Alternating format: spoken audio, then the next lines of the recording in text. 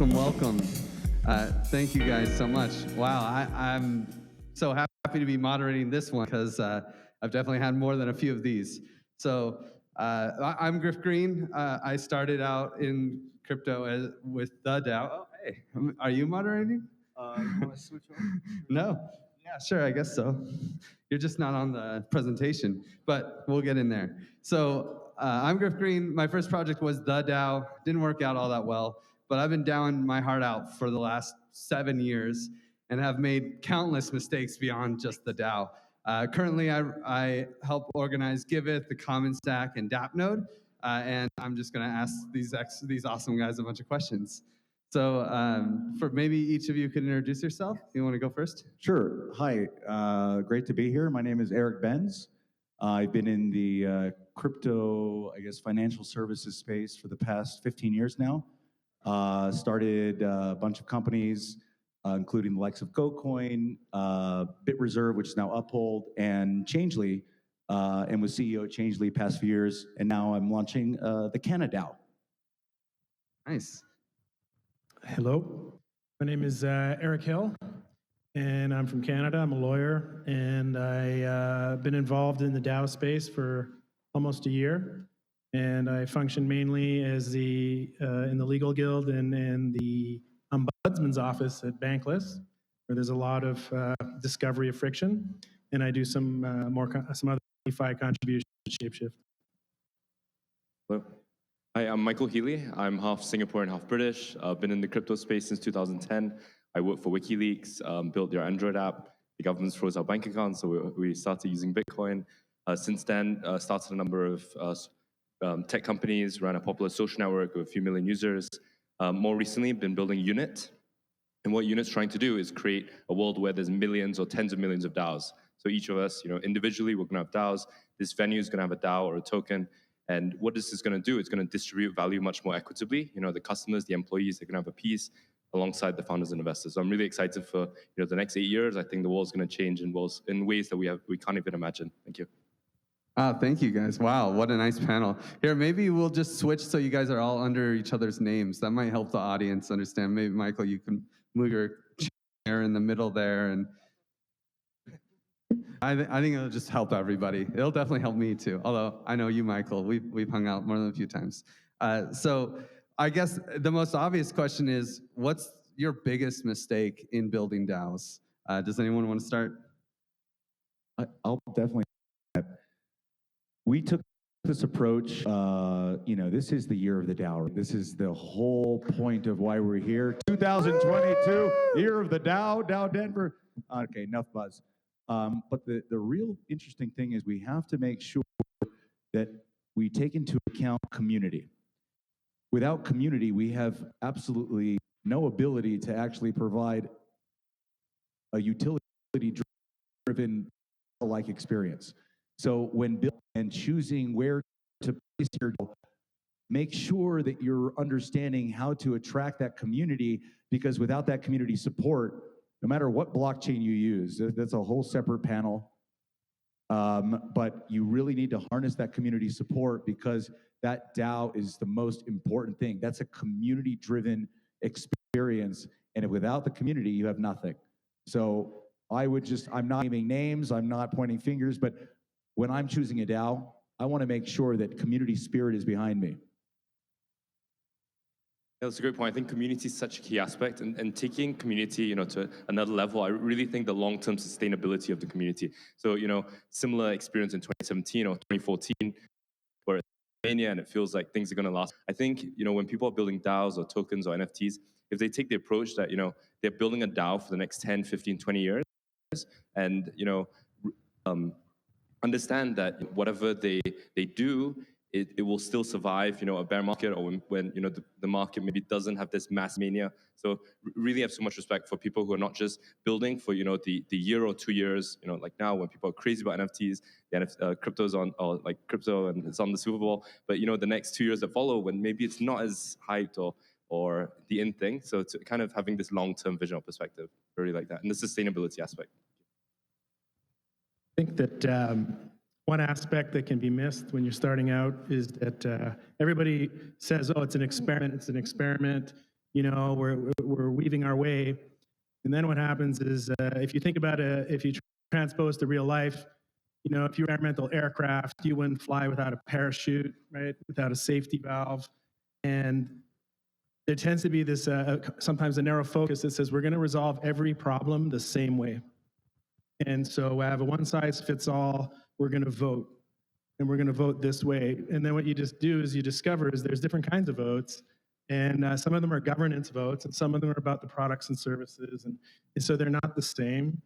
And and not everybody, the bigger your DAO becomes, not everybody is informed enough to make the best choices. And so you get this situation where everything is a yes all the time.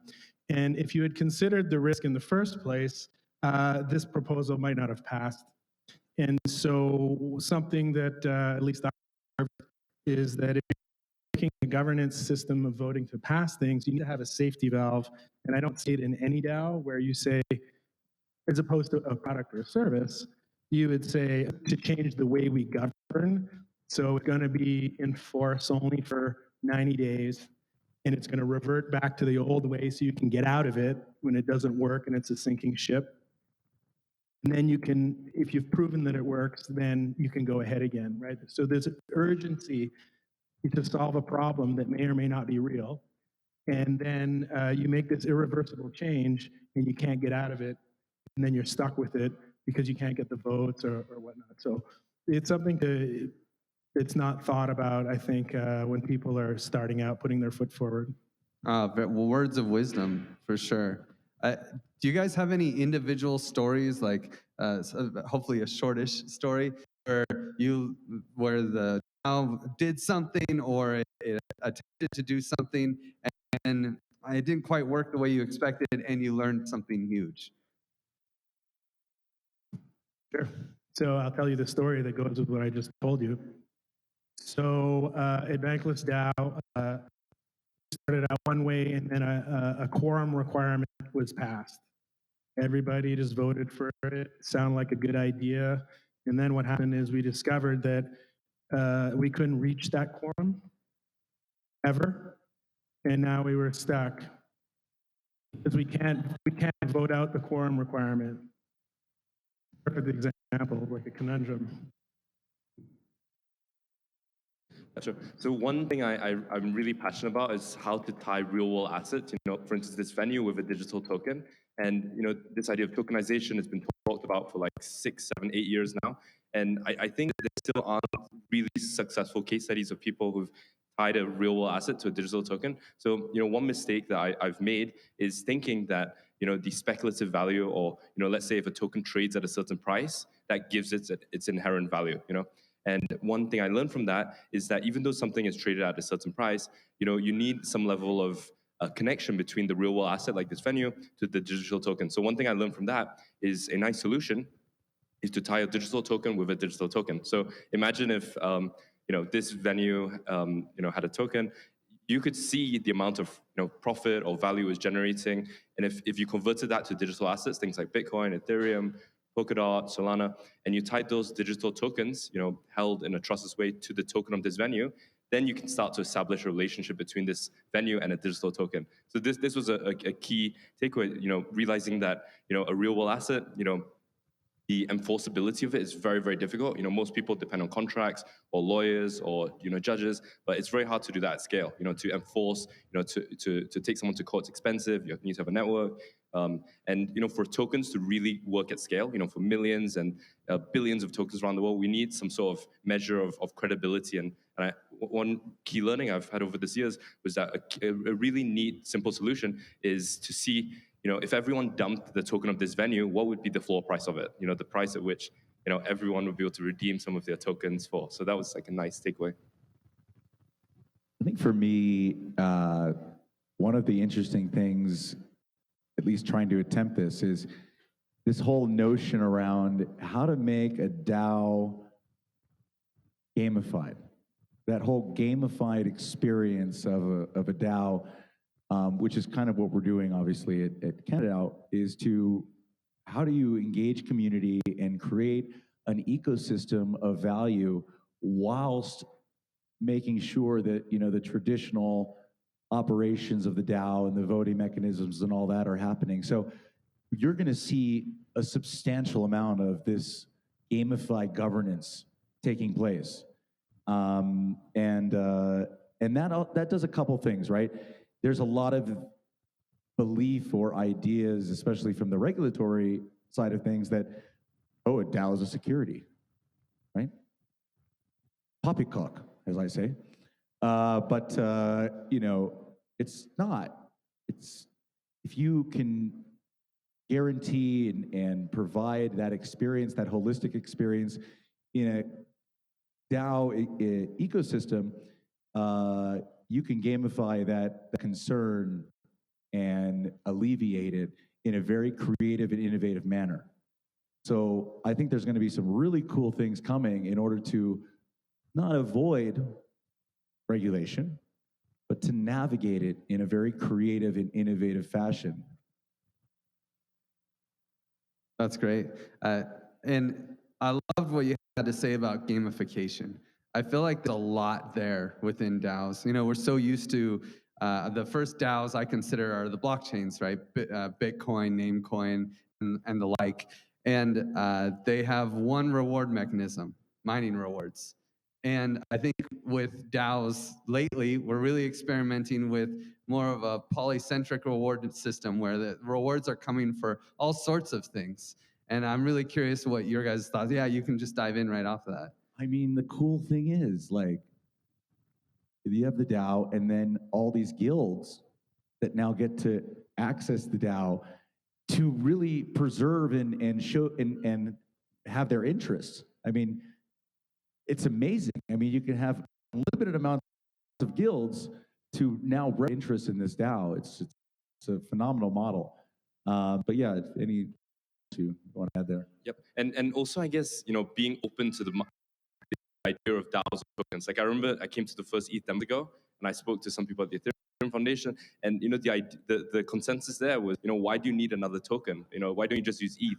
And it's amazing, in a space of 4 years, how perception has just shifted completely. I am blown away. Can I swear on stage or no? I am fucking shocked. I am absolutely blown away because I remember being in 93 East, which is a bar in East London. This is 2014. And it's some, weird East London pub, whatever, early. And Gavin's on stage, literally on stage, and he's doing this, and it's just DAO. And I was in the back drinking a beer, and I'm like, what the fuck is he talking about? Like, DAO. Ethereum's not even launched yet. Like, what the fuck is going on? And here I am on stage, launching my own DAO. Now we have thousands of DAOs, soon to be millions of DAOs, and then billions of DAOs. I mean, this whole scale, it's amazing. It's incredible. So that's a little story for you guys. How does Bankless DAO reward people? Is it pretty varied? There's a couple of different ways. There's tipping, there's social signaling, there's coordinate, there's bounties, and then there's some standing rewards, per season. So there's at least four different ways that people get rewards. There's also like a level 2 acclamation by soft poll consensus by your peers. So at Bankless, they're experimenting with a number of different ways to both reward and recognize contributors. Do you think that there's any other reward systems that you'd like to see included, like work that people? One of the things I really would like to see is, a more varied approach to rewarding people. Obviously, people get salaries. There's tips. There's other methods like just getting a DAO proposal passed, earning some sort of rewards. Are there other pieces that you feel like are underrepresented in the current reward systems of DAOs, especially maybe Bankless to start? Yeah, I think the tooling isn't there. I think we're limited by this set of tooling, and I think everybody's hoping that it's coming. That around the corner, whether it's a layer 2 or somewhere else, somebody's going to build another set of tooling that'll allow sort of a more frictionless, more gamified, more unified, this goes to the whole tooling issue, right? You have to use like 5 different tools just to stay on top of what you're doing every day. And so nothing's really, there's not really a holistic sort of solution there that lets you come in and out of it, and you can, and it's developing, but in small pieces. I think there's 2 things. One thing that's missing, which we're trying to solve, real world rewards. Like, people farming and regenerative agriculture and all these real world cool things that are happening that need to be tied in. But the problem with doing that, well, not for us, but there's this regulatory friction and barrier, right? Regulation stifles innovation. Ever heard that before? Okay, good, because it's true. And that's what we're dealing with. We're dealing with antiquated regulatory frameworks. I'm sorry. I respect regulation. I really do. But at the same time, it's antiquated and written for a period of time that we do not live in. And we're smarter than that. And we're more connected than that. And we're better than that. And because we're using more of our muscle and becoming smarter and more intelligent, we now have the ability to do things in a different way. So there's this tipping point right now where we need to make serious changes, and regulation needs to adopt and advance to allow this wonderful benefit and real world integration to DAOs to actually coexist. Because without it, we're going to be at this back and forth tug of war for too long, and it's not working. And touching on this point of regulation, I think we're just so early in terms of the DAOs and tokens. If you look at the internet, if the internet tried to verify or to audit or to regulate every single website, we wouldn't have millions of news outlets, millions of websites. So I think what's going to happen is tokens, DAOs, blockchains are just going to leapfrog. The same way in a lot of nations in Southeast Asia or in Africa, they never built landlines. They just went straight from straight to mobile, straight to data cellular. Same thing I think is going to happen to tokens. And I think where NFTs, DAOs, tokens are going to emerge is the parent entity, or like the holding entity for every single LLC, every single limited company, every single fund. We'll have a token, and the token or the NFT or the DAO is going to be what's determining the credit worthiness of it. It's going to be the way by which people can buy into something, their incentives can be aligned. And us at Unit, we're a DAO builder, we're a token builder. We have 100 DAOs or tokens created on our network. We imagine 501. All right, there you go. And we're excited for every single person to be a DAO, every single athlete, every single musician. And what this is gonna do? It's gonna align incentives much more effectively, and it's also going to give people much more opportunity. The same way the internet provided access to information, the mobile phone gave us access to communication super readily and freely. Like, I'm really excited for DAOs, for NFTs, for tokens, because it's just going to make money like a much different experience. The idea that a small minority of the world doesn't need more money, the rest of the world is kind of living check to paycheck, and this is going to make the rich richer. It's going to pull everyone else up, and then even like everyone's just going to live a much more comfortable life and build focus on things that they are more passionate about. And this decade. Tomorrow there's going to be like 12 lawyers here, so I'm not going to touch too much on that. But one thing, looking down here, oops, we didn't think of that springs to mind when you talk about regulation is DAOs don't do themselves any favors when they borrow terms from the real world that have a legal meaning that a regulator might go crazy about, when in fact it's not interest, for example. So don't call your reward interest, because the person who's opposing you will say, you're the one that called it interest, so you can't say it's not interest now, right? So, I mean, that's something that springs to mind all the time, and I've been talking about it at Bankless for a long time, and we've moved away from that a little bit, but by borrowing these terms that are sensitive, call them what they are. Call it a reward. It's a reward, Verbiage and language is such a powerful tool when navigating this space. So it's very important to choose the right words, especially when you're writing your white paper or, any kind of documents that, when you're doing something from the, you need to make sure that you take into account all the moving parts. If you run before you walk, you'll get a knock on the door. I think that's something that's so common with DAOs, is this almost the just DAO it approach. You just go for it, Just DAO it. Yeah, just DAO it. But maybe going a little slower could help a lot. Well, this is the sort of, I'll call it a risk assessment for lack of a better word. So if you correctly identify a risk, let's say you say centralization is a risk because you want a DAO that's not hierarchical, but that's flatter, then you would properly identify centralization as a risk. And when you bring a proposal, it would go against a checklist that says, does it consider the risk of centralization? And if you follow those cookie crumbs, you might find all of a sudden that having, and then you would gameplay it, and you'd say, oh, look, because this happened to us, where the purpose of the quorum was to avoid centralization, when in fact it did the opposite, because the purpose, they say we don't want whales, we want everybody to have a fair vote, so you want so many, and the only way to unlock that is to go knock on a whale's door and all of a sudden carry the vote to wash it out. So you've lost the credibility of what you're trying to do. So so it's about the risks, and the risks of the wording in white papers, right? The white paper says we want to securitize everything. Well, you just shot yourself in the foot, right? I prefer green papers, but that's a whole nother conversation. Nice. Well, is there anything else that you feel like you've thought of that came up in this conversation that you really have an itching to bring in? Maybe one thing worth mentioning is, the DAO landscape at the moment is very much based on perception or perspective or opinion, and it's not very quantitative. So, people are looking at different protocols, look at different tokens, and it's a bit religious or a bit cultish.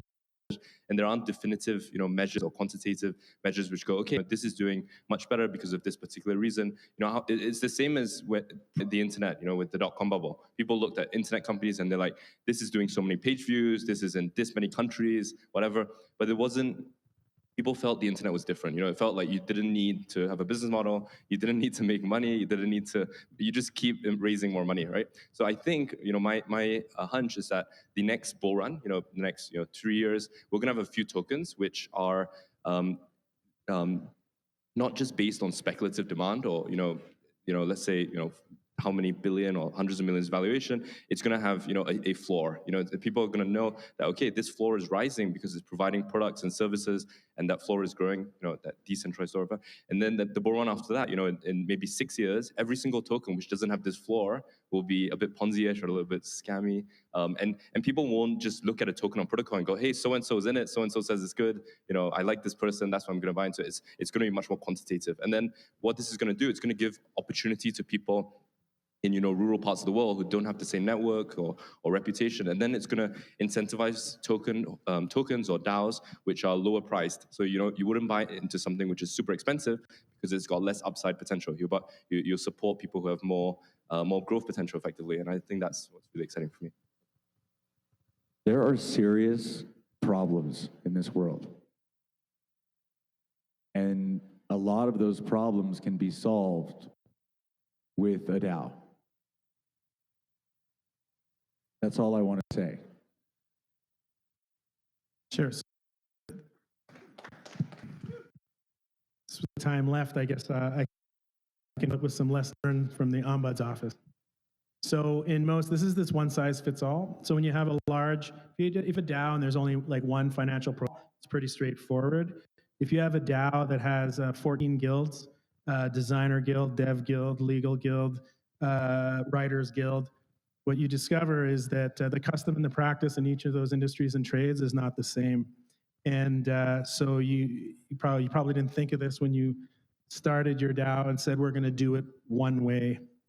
And almost exclusively through the first couple of seasons, 90% of the cases, if you will, we listen to involved at the pod level, like at the project level, you said, so what process did you use to come to that decision? And they're like, well, what do you mean?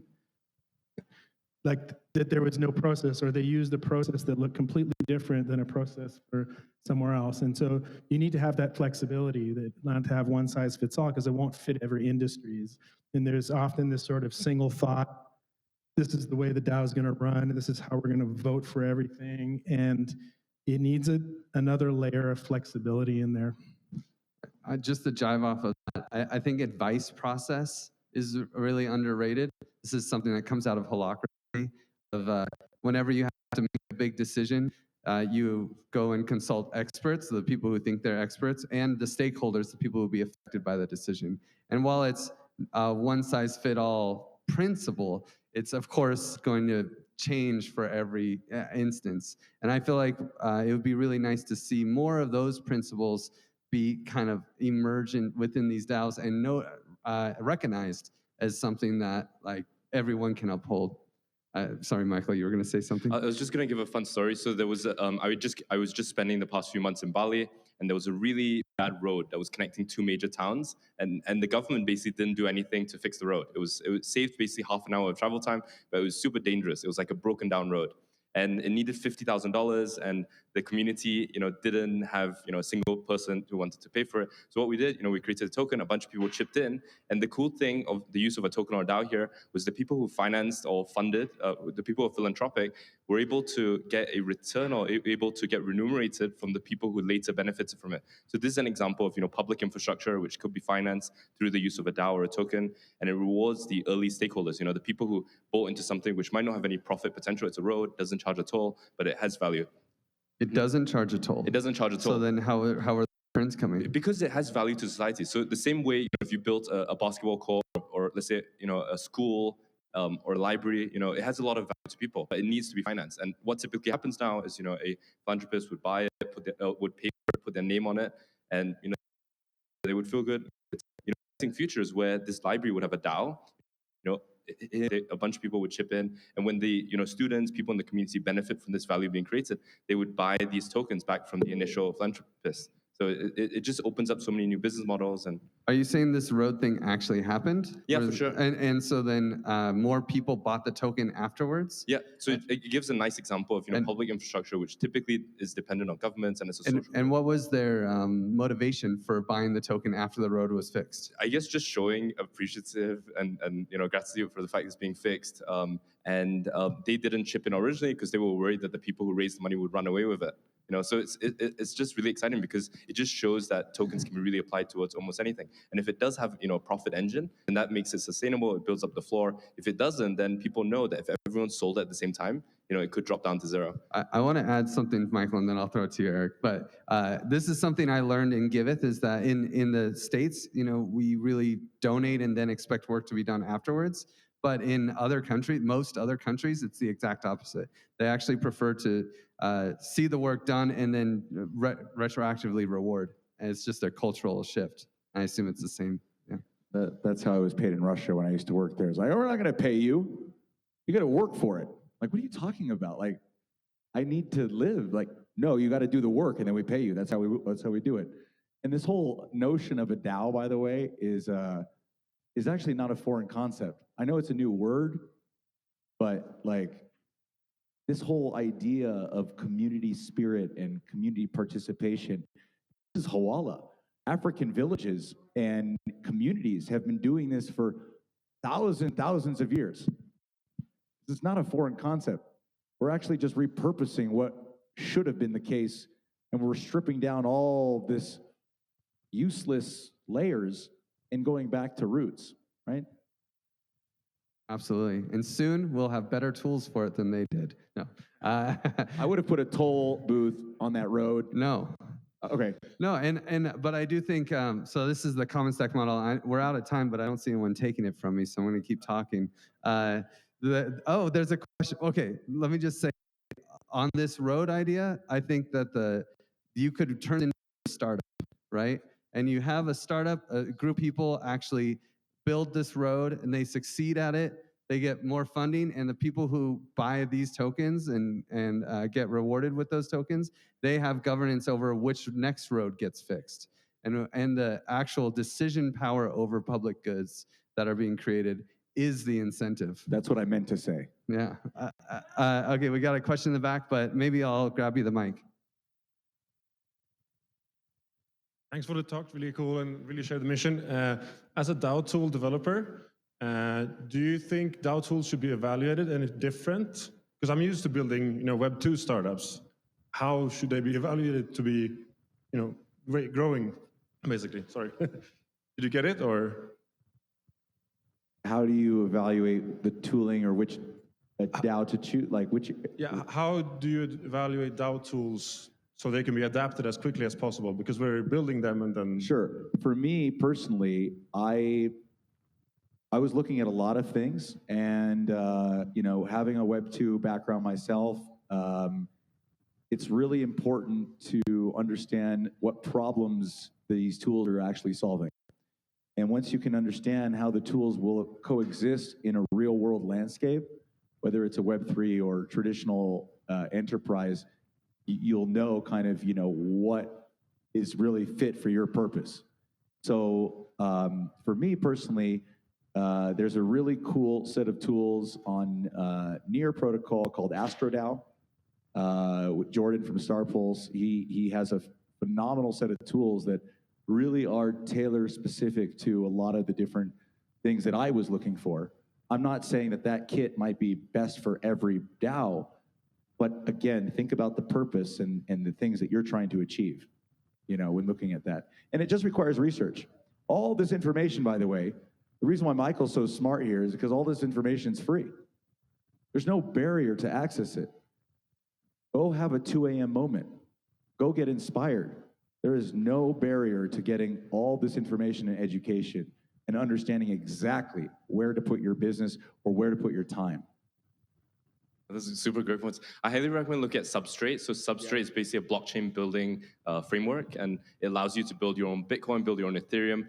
Currently a lot of people are building on existing blockchains like Ethereum or Solana or Matic or whatever. The cool thing about Substrate is it's built by the Web3 Foundation or Polkadot. It basically lets you build an application-specific blockchain. And what that means is you can build a blockchain specific to whatever application you want, and then Polkadot or Kusama is securing your blockchain. So really think that the next coming years, what's going to happen is we're going to see thousands or tens of thousands of very specific blockchains, and all these blockchains are going to connect to one another. The status of blockchains at the moment is kind of like email servers. It's kind of like, imagine you used Hotmail, I use Gmail, he uses Yahoo, he uses MSN, and we can't really email one another. If we both, I've got Hotmail for emailing him, I've got Gmail for emailing him, and the really exciting thing is when it becomes interoperable, and Polkadot, things like Kusama really solve this. Steve, do we have 27 minutes left? Is this, or what's the story? Oh, we got a double! Hey! I love doubles. Yeah. Double down, DAO. I guess this is specifically for Eric, but everybody's answer would be awesome. Which Eric? Oh, sorry, Eric Hill. But I'd love to hear everybody's answer. When you were talking about the guilds, and you were talking about how you have to treat maybe each of those differently and that it's not a one-size-fits-all. I mean, does that go everything from not just governance, but even tokenomics is it almost like, okay, how's this function DAO? How's this function DAO? How's this function DAO? Sure. So I guess I could share like sort of advice that we've given, which is sort of like, I don't care what process you use, but just tell me you have a process, right? This kind of goes along with what Griff is saying, which is inform yourself, take advice, but like whatever that is, and just decide if it's very big and the organizations are substantially different, industries or trades or crafts, that just let them self-govern. But the issue tends to be, do you even have self-governance once you're down at that lowest level? And what you find is if you let a lot of self-governance, or you try to ensure that it's going on by just teaching people, like, hey, guess what? You should self-govern in here. Here's some tips.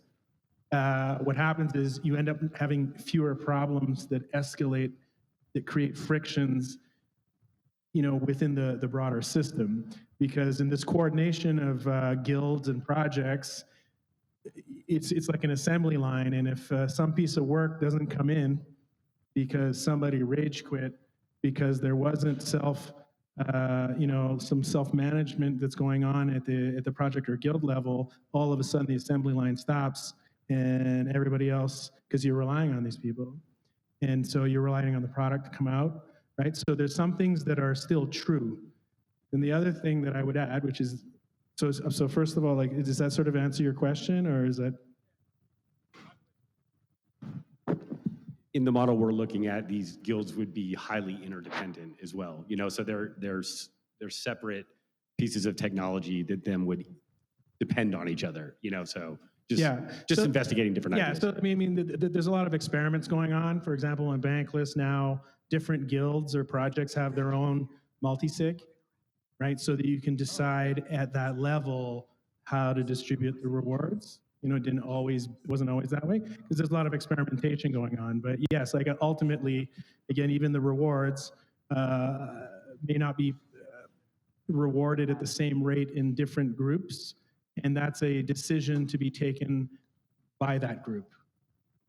I want to add something to this from the TEC. So the Token Engineering Commons, we also have guilds. We call them work streams or working groups. There's all these groups have circles, work streams, working groups. It's a common pattern that they kind of break into smaller pieces. We started out with just 3, and then it evolved into more. But we started out with a framework that said before any decision is made, you have to decide how to decide, right? It seems kind of funny, right? How do you decide how to decide before you decide, right? But it's so important that you know what done looks like. How do you get to a finished decision? So before we even had any working groups, we started with like, hey, how would you even form a working group, right? And how would these things coordinate after that? So we have a kind of a coordination. We have a working group for the stewards, right? And we have like a framework where, okay, every working group needs to have a steward in the working group, and they also need a working group lead who's going to kind of be the point person for the working group. This is very much modeled after holacracy, right? And so we built a framework before we had working groups for working groups that could evolve, right? But that was aware of how things could evolve. And then if people want to start a working group, this is the process. And it's just like Eric is saying, you got to have these processes in place before you get started. But guess what? The speaker who actually is supposed to be speaking in this slot just arrived. So we have to call it. So thank you all for joining us. And well, maybe we can just say, like, do you have a Twitter or something that people can follow you at? I guess it's up here. Yeah, there's Near Ape 420, my Twitter. Pretty easy to remember. Canada related. And if you want to get more information on what we're doing and how we're using community to disrupt $1 trillion industry, which is, by the way, bigger than crypto, then check out canada.org and reach out to me, and happy to have some time. We're doing a lot of different things this week, so excited to see everybody here. Well, thanks so much. I'm at Michael on Telegram, or m@mihealy.com, or at Michael Healy CO. Please feel free to reach out if you have an idea for a DAO or a token. Excited to support, invest, get behind it, and have lots of successful case studies so people can study it and make their own successful tokens and DAOs. Thank you. I'm just Rotorless everywhere. Rotorless at Hotmail, Rotorless at Twitter, Rotorless. You can find me. I am a lawyer. I do practice in the space. I'm at Bankless DAO. And thanks for listening. Thank you all. Awesome. Thank you to our speakers, our presenters. That was